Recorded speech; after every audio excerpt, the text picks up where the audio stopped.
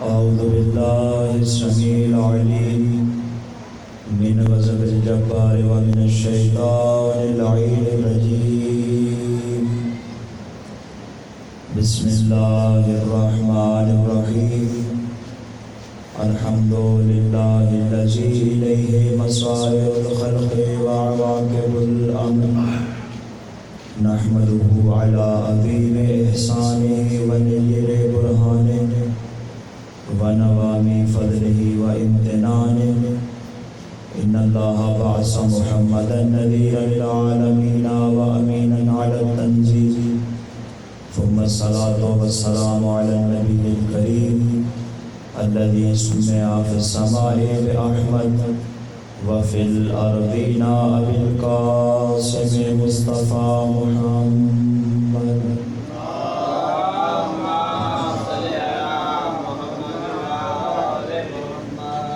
وعلى أهل بيته الطيبين الطاهرين المعصومين المظلومين المنتجبين المنتخبين الذين أذهب الله عنهم الرجس وطهرهم تطهيرا.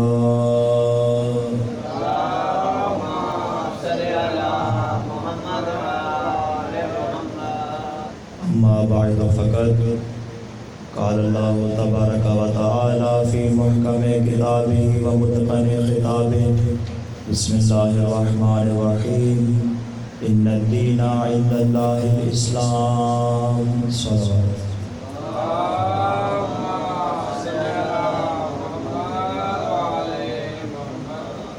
سامعین وقار ارباب فکر و دانش، عشرہ محرم الحرام میں عقائد تشیع کے حوالے سے آپ سے گفتگو جاری رہی اور آج اس سلسلے کی آخری کڑی ہے کہ جس میں میں ایک اور عقیدے کو وقت کے اعتبار سے جتنا ہو سکا بیان کروں گا. اگرچہ یہ تو نہیں کہا جا سکتا کہ جو بھی بیان ہو گیا یہی کافی ہے، بلکہ اپنی کم علمی کا اعتراف کرتے ہوئے یہی کہوں گا کہ جتنا میری استطاعت کے مطابق تھا آپ کی گوش گزار کر دیا. آج اس عقیدے کو بیان کرنا جا رہا ہوں کہ جس عقیدے کی بنیاد پہ ہم تشیع قائم ہیں. یعنی اگر اس عقیدے کو نکال دیا جائے تو تشیع کا کوئی نام باقی نہیں رہے گا. ایسا ہمارا کون سا عقیدہ ہے؟ بالیقین آپ سمجھ گئے ہوں گے میں بات کرنا چاہ رہا ہوں عقیدہ عزاداری کے حوالے سے.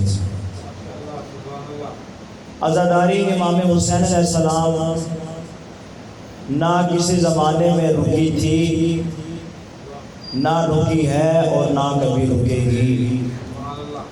اس لیے کہ یہ عزاداری دربار یزید میں نہیں رک سکی تو آج پوری دنیا میں اسے پھیلنے سے کون روک سکے گا؟ دیکھیں کوئی عام انسان ہو، اگر اس کے ساتھ صرف خدا ہو اور ساری دنیا ایک طرف ہو جائے اس اکیلے انسان کا کچھ نہیں بگاڑ سکتی. لیکن اگر وہ تنہا انسان ہو، حسین ابن علی کہ جس کی جگہ بھی ہو کربلا معلی. دیکھیں دنیا میں جتنی بھی جگہ ہیں ہر جگہ کا اپنا ایک مخصوص نام ہے. مکہ کو مکرمہ اس لیے کہا جاتا ہے کہ وہاں پہ اللہ کا گھر کعبہ موجود ہے. مدینہ کو منورہ اس لیے کہا جاتا ہے کہ وہاں پہ روضہ رسول ہے. نجف کو کسی علی کی وجہ سے اشرف کا نام دیا جاتا ہے. دنیا میں جتنے بھی مزار ہیں وہ سارے ہیں شریف، مگر نجف ہے اشرف. اس کا مطلب یہ ہے جہاں پہ سب کی شرافتیں ختم ہو جاتی ہیں وہاں سے علی کا شرف شروع ہوتا ہے. ایک دنیا میں ایسا مقام بھی ہے جہاں پہ امام رضا کا روزہ ہے، اس کو کہا جاتا ہے مشہد مقدس، مقدس کہا جاتا ہے امام رضا کے روزے کی وجہ سے۔ تو دنیا میں جتنے بھی مقامات ہیں، ہر مقام کا اپنا ایک مخصوص نام ہے، مگر دو جگہ ایسی ہیں جن کا ایک جیسا نام ہے۔ پوری توجہ چاہوں گا اس جملے پہ۔ دنیا پہ دو جگہ ایسی ہیں جن کا ایک جیسا نام ہے، یا تو اللہ نے اپنے عرش کے لیے کہا عرش معلی، یا پھر کربلا کے لیے کہا کربلا معلی۔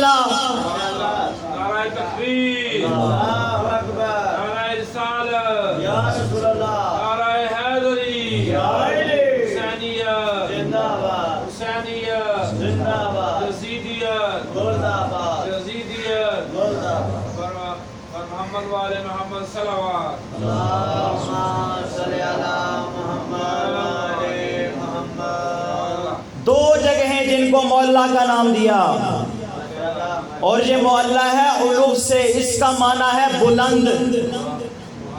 عرش کو معلی کہا گیا، اس کی تو سمجھ میں آتا ہے کہ چونکہ عرش ہے بلندی پہ، اس لیے کہا عرش معلی۔ لیکن کربلا تو زمین پہ ہے، اس کو کیوں کہا کربلا معلی؟ اب یہاں پہ میں جملہ نقل کرنا چاہوں گا۔ کتاب کا نام ہے کامل الزیارات، ابن قولوہ قمی نے چھٹے امام جعفر صادق سے روایت نقل کی۔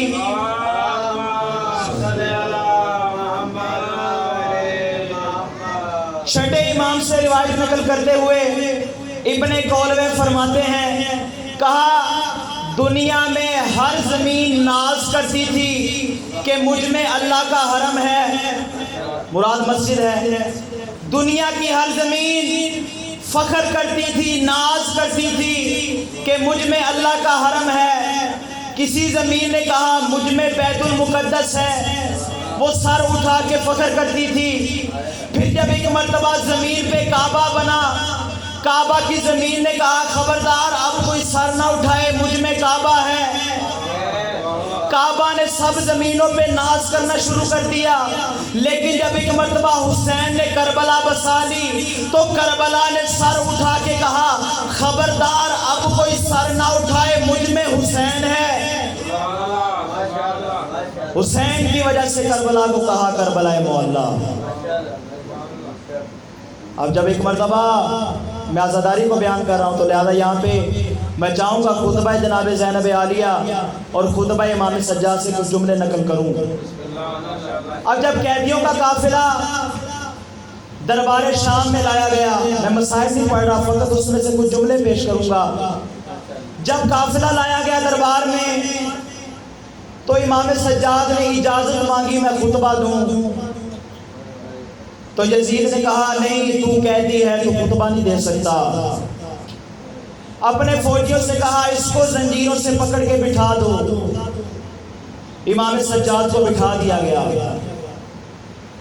اب یہاں پہ جناب زینب عالیہ خطبہ دینا نہیں چاہتی تھی، اس لیے کہ یزید جب بھی بات کرتا تھا بی بی سے، بی بی یہی کہتی تھی اے یزید میں تجھے اس قابل نہیں سمجھتی کہ تیری بات کا جواب دوں، کیونکہ ماحول ایسا تھا۔ لیکن جب امام کو اجازت نہ ملی، امام پہ پابندی لگ گئی، جس طرح علی پہ پابندی تھی، جناب زہرا نے خطبہ فتح دیا، ویسے ہی آج کے علی پہ پابندی تو ثانیہ زہرا نے خطبہ دیا۔ اب بی بی ایک مرتبہ کھڑی ہوئی اور کھڑی ہو کے خطبہ دینا چاہا تو یزید نے کہا بیٹھ جاؤ، تم خطبہ نہیں دے سکتی۔ اپنے جلاد کو کہا اس عورت کو بٹھا دو۔ اب یزید نے جب یہ مذموم ارادہ چاہا تو دربار میں جتنے بھی لوگ تھے انہوں نے کہا ایک خاتون ہے، یہ کیا بات کر لے گی، اس کو خطبہ دینے دو۔ تو یزید نے کہا تم نہیں جانتے یہ علی کی بیٹی ہے۔ میں کہوں گا یزید پہ علی کی بیٹی کی زبان کا اتنا اثر تھا، اگر اس مقام پہ عباس آ جاتے تو کیا ہو جاتا۔ بی بی کو اجازت مل گئی۔ اب سارے کا سارا دربار یزید کا، حکومت یزید کی، تخت یزید کا، تاج یزید کا، لیکن خطبہ زینب عالیہ کا۔ بی بی نے ایک جملہ کہا، بی بی نے کہا یا یزید کد قیدک وسعت سعیک وجہد جہدک فواللہ لا تمحو ذکرنا۔ اے یزید جتنی کوشش کرنی ہے کر لے، جتنا زور لگانا ہے لگا لے، جو کر سکتا ہے کر لے، اللہ کی قسم ہم محمد و آل محمد کا ذکر کبھی ختم نہیں ہوگا، حسین کی عزاداری کبھی ختم نہیں ہوگی۔ اب دربار میں جتنے بھی بیٹھے تھے انہوں نے کہا علی کی بیٹی ہو کے، رسول کی نواسی ہو کے اتنی بڑی قسم کھا لی، اللہ کے نام کی قسم کھا لی، ارے یہ کیسے ہو سکتا ہے؟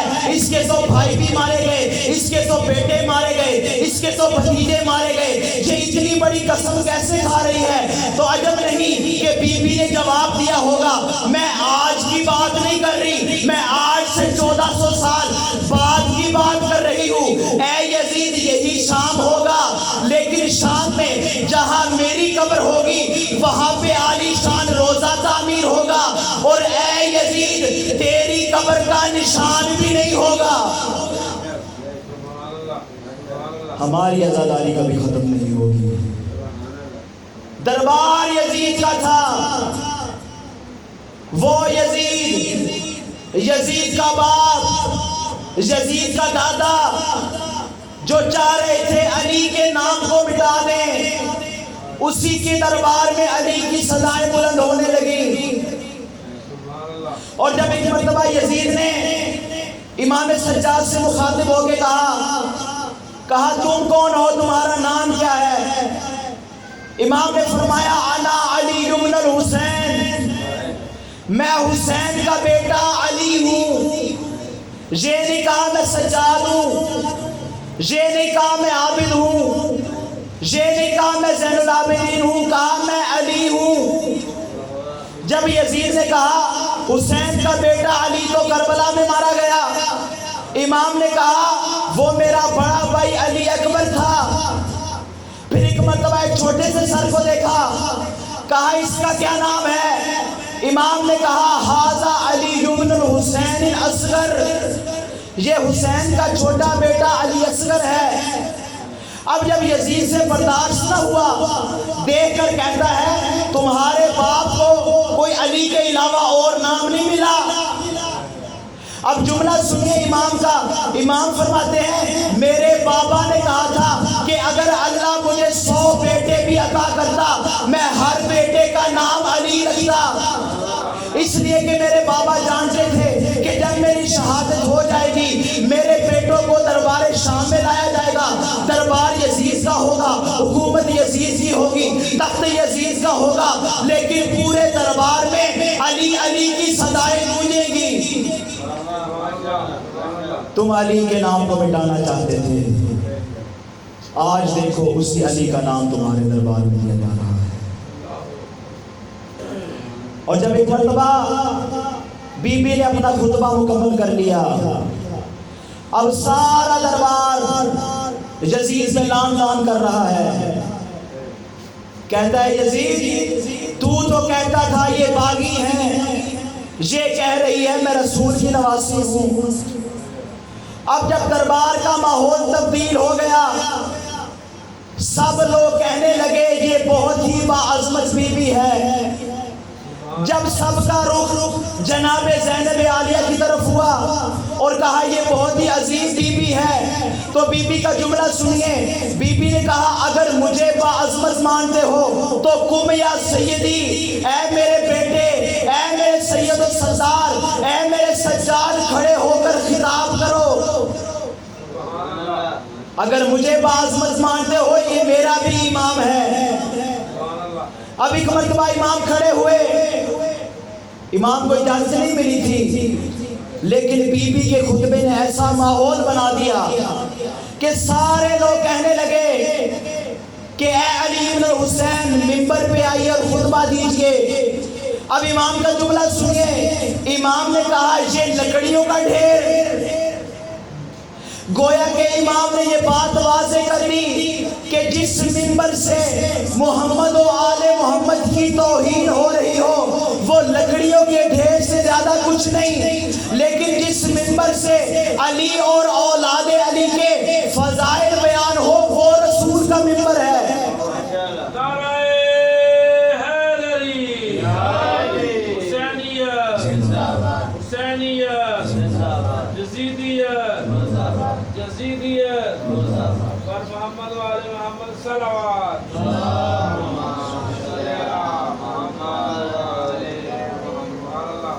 ایک مرتبہ امام منبر پہ آئے، جمعے کا روز تھا، اور امام سے پہلے ایک سرکاری خطیب جو یزید کے پیسوں میں پل رہا تھا، اس نے یزید کی حمد و ثنا کی تھی اور مولا کائنات پہ سب و شتم کیا تھا۔ اب جیسے ہی مولا سجاد ان لکڑیوں کے ڈھیر پہ آئے اور سب سے پہلے رخ کیا اس شخص کا، اس کو دیکھ کے کہا ایوہ الخاتب، خطیب نہیں کہا، خطیب اور خاتب میں فرق ہے۔ خطیب وہ ہوتا ہے جو پیغام حق بیان کرتا ہے، خاتب وہ ہوتا ہے جو فقط زبان سے بولتا ہے۔ امام نے کہا ایوہ الخاتب، تو جس منبر سے کھڑا ہو کے علی کو گالیاں دے رہا تھا تو خاتب سے زیادہ کچھ نہیں۔ کہا ایوہ الخاتب اشتریتا رضات المخلوق بے سخط الخالق، اے زبان سے بولنے والے، تو نے اللہ کی ناراضگی خرید لی ہے مخلوق کو راضی کرنے کے لیے۔ اور پھر امام نے جملہ ارشاد فرمایا، کہا ایوہ الناس اوتینا ستا وفضلنا بسبعین، اے لوگو ہم محمد و آل محمد کو اللہ نے 6 چیزیں عطا کی ہیں اور 7 ایسے فضائل دیے جو تمہارے یزید کو بھی نہیں ملے۔ اب یہاں پہ غور کیجئے گا، وہ دربار جہاں کوئی یزید کو امیر المومنین کہہ رہا ہے، کوئی اس کو خلیفہ کہہ رہا ہے، کوئی پتہ نہیں کیا کچھ کہہ رہا ہے، لیکن امام نے کچھ نہیں کہا۔ امام نے کہا یا یزید، ارے او یزید، تو کیا سمجھتا ہے ہمیں قید کر لیا ہے تو کیا ہم کچھ نہیں کر سکتے؟ یزید، لوگوں کو قید کر لینا آسان ہے، لیکن قید میں رکھ کے تجھ جیسے ظالم کے خلاف بولنا بہت بڑا جہاد ہے۔ امام نے کہا یزید، اللہ نے ہمیں 6 چیزیں عطا کی، العلم والحلم والشجاعت والسماحت والمحبت فی قلوب المؤمنین۔ یزید، اللہ نے ہمیں 6 چیزیں عطا کی، اللہ نے علم ہمیں عطا کیا، تجھے نہیں دیا۔ ہمارے خاندان میں بہت بڑے عالم، تیرے خاندان میں ابو جہل۔ یزید، اللہ نے ہمیں علم عطا کیا، والحلم، صبر و بردباری اللہ نے ہمیں دی، تمہیں نہیں دی۔ پھر امام نے کہا والشجاعت، یزید، اللہ نے شجاعت ہمیں دی، تمہیں نہیں دی۔ ہمارے تو وہ تھے جو میدان میں جنگ میں مشہور تھے، یزید تیرے بڑے تو وہ تھے جو میدان سے بھاگ جایا کرتے تھے۔ پھر امام نے کہا والسماحت، اللہ نے بزرگی ہمیں دی ہے، یزید تمہیں نہیں دی۔ بوڑھا ہو جانے سے کوئی بزرگ نہیں ہوتا، بزرگ کا مطلب ہے قابل احترام۔ اگر کوئی جوان بھی بزرگ ہو جائے تو وہ قابل احترام ہوتا ہے۔ کہا یزید، بے شک تو منبر پہ ہے مگر بزرگی تیرے لیے نہیں ہے، میں اگرچہ قید میں ہوں پھر بھی بزرگ ہوں۔ پھر امام نے کہا اللہ نے ہمیں ایک اور چیز دی ہے، والمحبت فی قلوب المؤمنین، مومنوں کے دلوں میں اللہ نے ہم محمد و آل محمد کی محبت رکھی ہے۔ یزید، جسموں پہ حکومت کر لینا کافی نہیں ہے، دلوں پہ حکومت کرنا ضروری ہے۔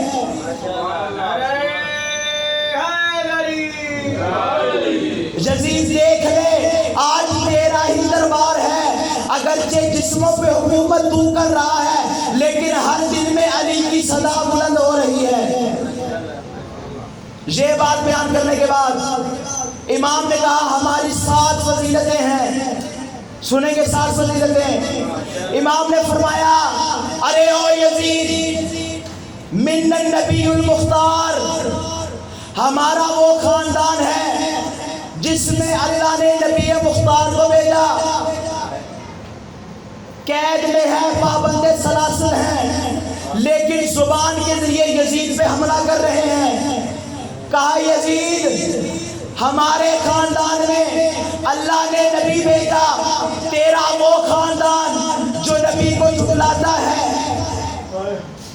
اب جب یزید سے رہا نہ گیا، وہ یزید جو اذانوں کا منکر تھا، جو کلمہ توحید کا منکر تھا، جو رسول خدا کی رسالت کا منکر تھا، جب یزید اذانوں کا منکر ہو گیا، اب وہی یزید اذانیں دلوانے لگ گیا۔ امام نے کہا من نبی المختار، ہمارے خاندان سے نبی ہے۔ دوسری فضیلت امام نے فرمائی، کہا من الصدیق، اے یزید صدیق ہمارے خاندان سے ہے۔ ارے صدیق اسے کہتے ہیں جسے کسی صادق نبی کی تصدیق کے لیے بھیجا گیا ہو۔ سنن ابن ماجہ میں حدیث موجود ہے، علی فقط صدیق نہیں ہے، علی ہے صدیق اکبر۔ گویا امام فرما رہے ہیں اے یزید تیرے خاندان میں وہ جو سارے کے سارے کذاب ہیں، ہمارے خاندان وہ جس میں صدیق اکبر ہے۔ پھر امام نے ارشاد فرمایا منا جعفر الطیار، اے یزید ہمارے خاندان میں جعفر طیار ہے جو 2 پروں کے سہارے جنت میں پرواز کر رہے ہیں۔ پھر امام نے فرمایا منا اسد اللہ، اے یزید ہمارے خاندان میں اسد اللہ ہیں۔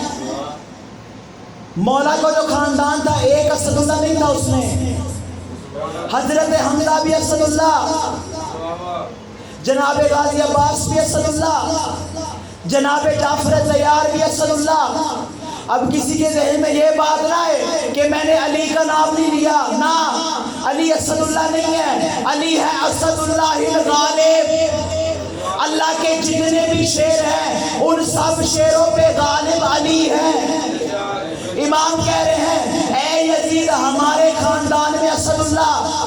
پھر امام نے آخری بات کہی، کہا منا مہدی و حاضر الامہ، اے یزید اس امت کا مہدی ہمارے خاندان میں سے ہے۔ رسول خدا نے فرمایا تھا کہ بنو امیہ کا خاندان میرے خاندان کے مقابلے میں آئے گا، ان کا پہلا ابو سفیان میرے مقابلے میں آیا، اس کا بیٹا علی کے مقابلے میں آیا، اس کا بیٹا میرے بیٹے حسن کے مقابلے میں آیا، اس کا بیٹا یزید میرے حسین کے مقابلے میں آیا۔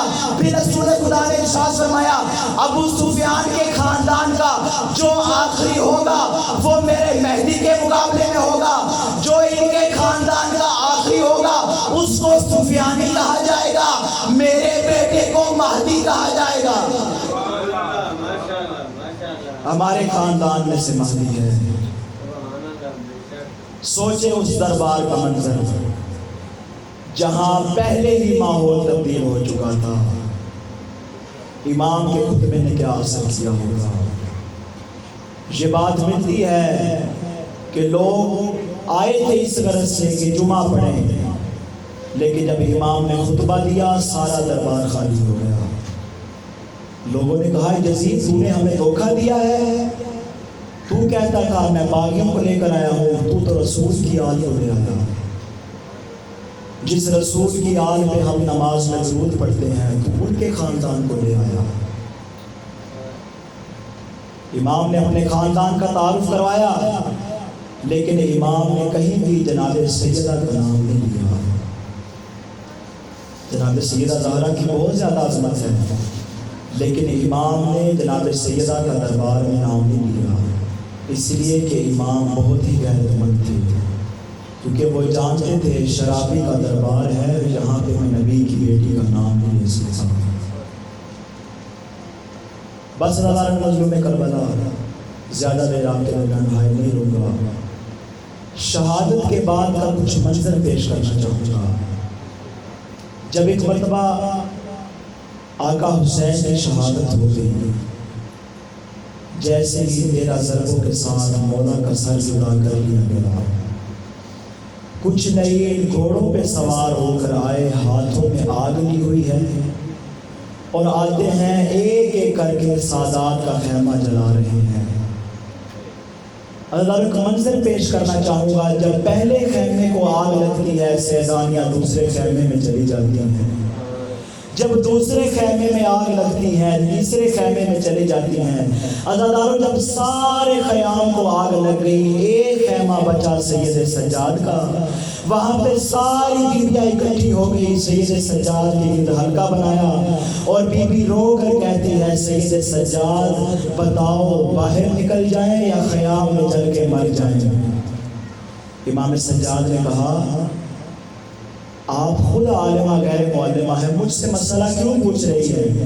کہا ہاں میں ہوں، مگر آپ ہمارے وقت کے امام ہیں، میں اس لیے مسئلہ پوچھ رہی ہوں۔ عزادارو یہی تو ہے نا درد بھرا جملہ کہ بعد میں ساری زندگی امام سجاد اس بات پہ روتے رہے کہ امام بننے کے بعد سب سے پہلا مسئلہ جو میں نے بیان کیا وہ اپنی پھوپھیوں کے بے ردا باہر جانے کا مسئلہ تھا۔ عزادارو جب بیویاں باہر آ گئی، جناب زینب عالیہ نے سب بیویوں سے کہا بیویوں اپنے اپنے بچوں کو دیکھ لو، شاید کوئی بچہ کہیں گم نہ ہو گیا ہو۔ اب سب بیویوں نے ایک ایک کر کے بیان کرنا شروع کیا۔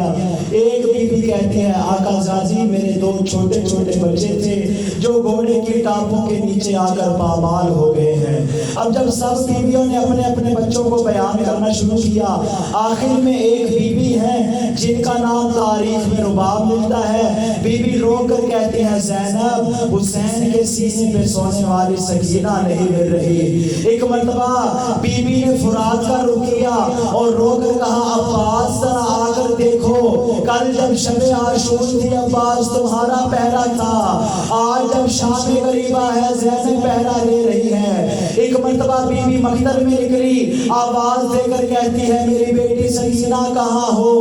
ارے بابا کے سینے پہ سونے والی سکینہ کہاں ہو؟ اللہ رسولوں کے جملہ بی بی ایک مرتبہ آواز دے رہی تھی کہ کٹے ہوئے گلے سے آواز آئی زینب آہستہ بولو سکینہ میرے سینے پہ سوئی ہوئی ہے۔ اللہ تعالیٰ بی بی ایک مرتبہ اس مقام پہ آئی جہاں سکینہ سینے پہ سوئی ہوئی تھی، کہا سکینہ گلا تو کٹا ہوا تھا، تو نے اپنے بابا کو کیسے پہچانا؟ بی بی رو کر کہتی ہے ارے پھوپھی زینب جب ایک مرتبہ شمر لئی نے میرے تماچے مارے، ارے میرے کان سے بالیاں چھین لی، میں نے اپنے چچا عباس کو بہت آواز دی مگر میری مدد کے لیے کوئی نہ آیا۔ پھوپھی اماں میں ایک مرتبہ مقتل میں نکل گئی، میں نے آواز دے کر کہا بابا مجھے اپنے پاس بلا لیجیے، مجھے شمر لئی سے بہت ڈر لگتا ہے۔ ایک مرتبہ اس کٹے ہوئے گلے سے آواز آئی ارے آ میری لگتے جگر سکینہ، آ میرے سینے پہ سو جا تاکہ تجھے بھی سکون ملے۔ اللہ رسولوں کے جملہ ایک مرتبہ شام غریبہ میں بیویوں نے رات گزاری ہے لیکن جلے ہوئے خیال کے ساتھ۔ اللہ ایک مرتبہ اعلان ہوا لوٹ لو تبرکات علی و بطول کو، ارے جس کے ہاتھ میں جو لگا اس نے وہی لوٹا۔ مرحوم قزوینی نے ایک ریاض النص میں ایک روایت نقل کی ہے، کہتے ہیں میں نے دیکھا کہ خانہ کعبہ کے قریب ایک شخص تھا جو دعا مانگ رہا تھا مگر اس کے دونوں ہاتھ خشک ہو چکے تھے۔ میں نے کہا بتاؤ تو صحیح تمہارے ساتھ ہوا کیا ہے؟ اس نے کہا جب حسین کو شہید کیا گیا میں میدان کربلا میں موجود تھا، جب یہ اعلان ہوا کہ لوٹ لو تبرکات علی و بطول کو، کہا میں بھی اس مقام پہ پہنچا جہاں پہ حسین کا لاشا پڑا ہوا تھا، مجھے حسین کی لاش سے اور تو کچھ نہ ملا، میں نے دیکھا حسین کے ہاتھ میں انگوٹھی ہے، جب میں نے انگوٹھی اتارنا چاہی میرے ہاتھ سے نہ اتری، اس لعین کا نام بجدل ہے، بجدل کہنے لگا میں نے ایک پتھر اٹھایا، اس پتھر پہ حسین کے ہاتھ کو رکھا، اپنی جیب سے خنجر نکالا، حسین کی انگلی کاٹ کے انگوٹھی اتار لی۔ کہتا جیسے میں نے انگوٹھی اتاری میں نے دیکھا ایک مرتبہ آندھی آئی کہتا ہے میں جا کے جھاڑیوں میں چھپ گیا، میں نے ایک منظر دیکھا کہ ایک ماری آئی ہے جس میں سے 4 نور اترے ہیں۔ پہلا نور آ کے سرہانے پہ بیٹھ گیا، کہا ہائے میرا نواسا حسین۔ دوسرا نور آ کے بائیں سائڈ پہ بیٹھ گیا، کہا ہائے میرا بیٹا علی، ہائے میرا بیٹا حسین۔ ایک مرتبہ تیسرا نور آیا، وہ دائیں طرف بیٹھ گیا، رو کر کہتا ہے ہائے میرے بھیا حسین۔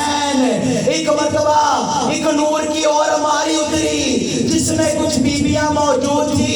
ایک بی بی باہر آئی، پہلے نور سے آگے ملتی ہے، کہتی ہے بابا میرے حسین کا کیا قصور تھا۔ ایک مرتبہ کٹے ہوئے گلے سے صدا آئی، اماں زہرا ارے دیکھو حسین کیسے شہید ہوا۔